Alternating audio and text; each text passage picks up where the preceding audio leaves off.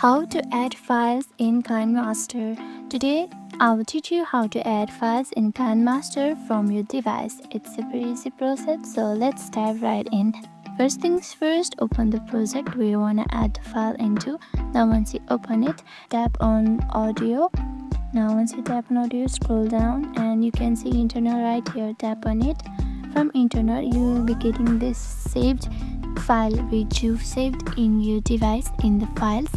So simply tap on it. Once you tap on it, tap on this plus icon right here. As you can see, your audio has been added on your timeline below. Now once it's added, you can adjust it like this. Adjust it like this by trimming it like this. And that's it. I hope you found this video helpful. If you did, don't forget to like, subscribe and hit the notification bell so you don't miss out any of all the videos. Thank you for watching and I will see you in the next video.